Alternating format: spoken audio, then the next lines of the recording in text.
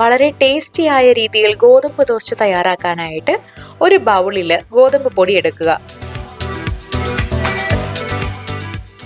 അതിലേക്ക് പച്ചമുളകും മല്ലിയില, ജീരകം, ആവശ്യത്തിന് വെള്ളം എന്നിവ ഒഴിച്ച് നന്നായി മിക്സ് ആക്കണം.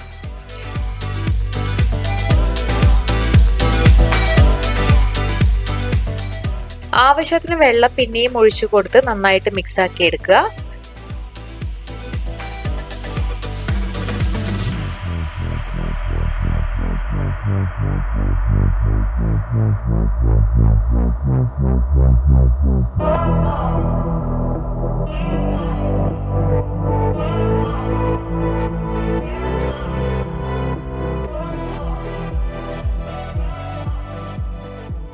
എല്ലാം നന്നായി മിക്സ് ആക്കി ദോശമാവിന്റെ ഒരു കൺസിസ്റ്റൻസി ആയി കഴിഞ്ഞിട്ടുണ്ടെങ്കിൽ ഇതിലേക്ക് ആവശ്യത്തിന് ഉപ്പിട്ട് വീണ്ടും ഇളക്കി പാകമാക്കാം.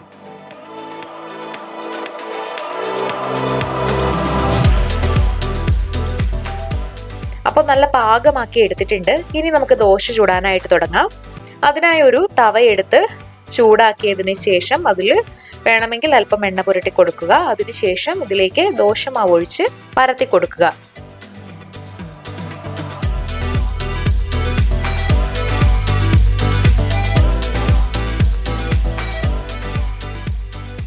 അല്പം എണ്ണയോ അല്ലെങ്കിൽ നെയ്യോ മുകളിൽ ഒഴിച്ചു കൊടുക്കാവുന്നതാണ്.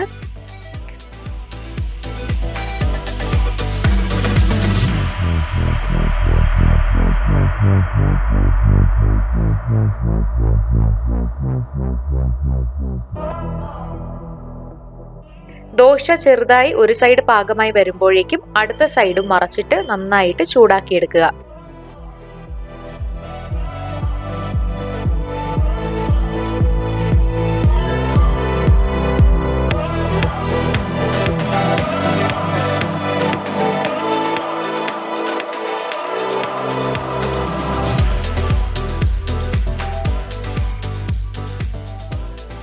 വളരെ എളുപ്പത്തിന് ദോശ ഇവിടെ തയ്യാറാക്കിയിട്ടുണ്ട്.